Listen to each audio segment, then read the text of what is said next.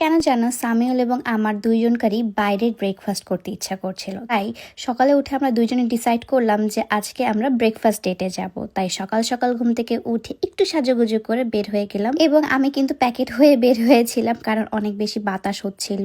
তারপর আমি চলে আসলাম আমাদের প্লেসে এবং সামিউলের নাকি এটা ব্রেকফাস্টের ফেভারিট একটা প্লেস এবং সে বলছিল যে তুমি কি খাবা সেটা আমি ডিসাইড করে দেব, কারণ এখানে আমি আগেও অনেক কিছু ট্রাই করেছি।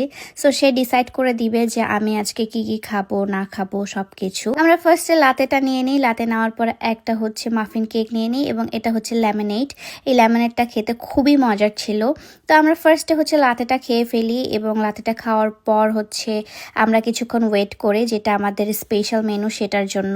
এরপর এই প্রথম আমাদের আসলে ব্রেকফাস্ট ডেট, মানে ঘুম থেকে ওঠার পর আমরা কোথাও বের হয়েছি ব্রেকফাস্টের জন্য। তাই আমরা একটু নিজেদের মতো করে টাইম স্পেন্ড করছি। অ্যাকচুয়ালি আমরা প্রতিদিনই বলতে গেলে বের হই। তারপর যেটা আসলে আমাদের মেইন ব্রেকফাস্ট সেটা চলে আসে টোস্টি ইতালিয়ানো এবং টোস্টি চিকেন, সাথে মাফিন, মেয়োনিজ, আবার লাতে। সো একদম পুরো ফেভারিট একটা খাবার চলে আসছে এবং পেট ভরা একটা খাবার। সো আমরা দুইজন একটু স্ন্যাপ করছিলাম, একটু বুমেরাং টাইপের করছিলাম। আর চিকেনটাও হালাল ছিল এবং ভিতরে যে টোস্টি ইতালিয়ানোটা ছিল ওটাও একদম সম্পূর্ণ হালাল ছিল এবং এটা খেতে এত পরিমাণে মজা লেগেছে আমার কাছে। টোস্টি চিকেনটা সামিউলের অনেক বেশি পছন্দ এবং আমার টোস্টি ইতালিয়ানোটা বেশি পছন্দ হয়েছে। এটা পুরোটা চিজ এবং দেখেন চিজটা জাস্ট টেনে টেনে নিতে হচ্ছে, এত মজার ছিল চিজটা। আমার এখনই চিবায় জল চলে আসতেছে। এবং সামিউল খুব ভালো মতো জানে আমি চকলেট মাফিন কতটা পরিমাণে পছন্দ করি। ও আমি না বলার পরও চকলেট মাফিনটা আসলে অর্ডার করেছিল এবং ট্রাস্ট মি, এই চকলেট মাফিনটা আমার খাওয়া সবচেয়ে বেস্ট একটা চকলেট মাফিন ছিল এবং এত ফ্রেশ একটা চকলেট মাফিন, খুবই মজা লাগছিল এটা খেতে। এবং সকাল সকাল সুইট ক্রেভিংস আমার সবসময় হয় যদিও, বাট সকালে উঠে এরকম টাইপের সুইট খেতে আমার বেশ ভালো লাগছে। এখন চলে যাচ্ছিলাম একটা ট্রাইপড খোঁজার জন্য, বাট ট্রাইপডটা কেন জানি আমি পেলাম না। তারপর আমরা একটা সামার ব্ল্যাঙ্কেট নেওয়ার জন্য আসলে আমরা এখানেও গিয়েছিলাম। তো সবার ফার্স্টে আমি ট্রাইপডটা খুঁজি এবং ট্রাইপডটা আমি একটু যেমন টাইপের চাচ্ছিলাম ওটা আসলে এখানে আমি পাচ্ছিলাম না। এটা অনেক বড় একটা ট্রাইপড পেয়েছিলাম। পরবর্তীতে দেখলাম যে এত বড় ট্রাইপড আসলে আমার এখন দরকার নেই। আমি এমন একটা ট্রাইপড খুঁজছিলাম যেটা নিয়ে আমি ট্রাভেল করতে পারবো। সো আমি ট্রাইপড না হলো না, একটা সুন্দর ব্ল্যাঙ্কেট নিয়েছি, সামারের ব্ল্যাঙ্কেট। ওটা নিয়ে আমরা একটু ঘুরছিলাম। সো সামিল বলছে চলো তোমাকে একটা সুন্দর প্লেসে নিয়ে যাই। আমিও ওখানে যাইনি আগে, বাট আমরা একটু ঘুরে ঘুরে দেখবো। সো আমরা যে সাইকেল নিয়ে কোথায় কোথায় যাই আমরা নিজেরাও জানি না। এই প্লেসটা আমার এত পরিমাণে ভালো লেগেছে। পুরোটা একটা নদীর পাড়ের দিকে ছিল এবং এখানে জনমানব একদম বলতে গেলেই ছিল না এবং অনেক সুন্দর পানিগুলো, একদম ক্রিস্টাল ক্লিয়ার একদম পানিগুলো ছিল এবং এখানে আমি সারাদিন বসে থাকতে পারবো। এবং আমাদের সাথে যদি একটা কোনো চাদর থাকতো তাহলে আমরা এখানে বসে একটা পিকনিক করতে পারতাম। সামিউল বলছে সমস্যা নেই, আমরা আবার পিকনিকে আসবো। আর আমি ওকে বলছিলাম এখানকার পানি কতটা পরিমাণে পরিষ্কার দেখছো? বলছে হ্যাঁ, এখানকার পানি এমনই হয়। আমি এতটা পরিমাণে হ্যাপি ছিলাম, আমি জাস্ট দৌড়ে দৌড়ে বেড়াচ্ছিলাম যে এখানে আমি শাড়ি পরলে অনেক ভালো লাগতো। তারপর সে আমাকে কিছু সুন্দর সুন্দর সিনেম্যাটিক্স করে দেয়, আমার টিকটকের জন্য, রিলসের জন্য সিনেম্যাটিক্স করে দেয়।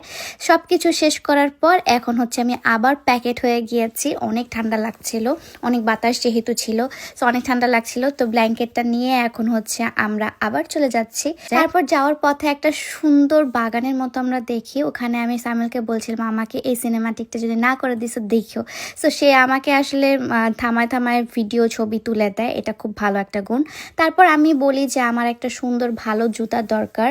সো আমি নিউ ব্যালেন্সের জুতা দেখছিলাম এবং নিউ ব্যালেন্সের জুতা আমার নেওয়ার খুবই ইচ্ছা ছিল একটা টাইমে, কারণ এটা বাংলাদেশের টাকায় অলমোস্ট 25K উপর সবসময় হয়ে থাকে। সো আমি দেখছিলাম যে কোনটা নেওয়া যায় কোনটা না নেওয়া যায় এবং আমার আসলে ডিজাইনের উপর ভ্যারি করে, কারণ সবগুলো ডিজাইন তো আসলে আমিও পড়তেও পারবো না। বাজেটেরও তো একটা ব্যাপার আছে যে আসলে কত টাকা এক একটার দাম 200 ইউরো করে। দেখেন মাশাল্লাহ আমার লক্ষ্মী হাজব্যান্ডটা আমাকে জুতাও পরায় দিচ্ছে, মাশাল্লাহ বলতে ভুলবেন না কিন্তু।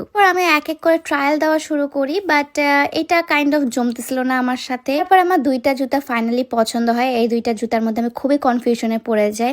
একটা ব্ল্যাক অ্যাশ আর একটা বেজ এবং হোয়াইট কালার। সো আমি যেহেতু একটা নিব আমি খুব কনফিউজ ছিলাম এবং ফার্স্ট আমার এত ব্র্যান্ডের জুতা আমি পরবো।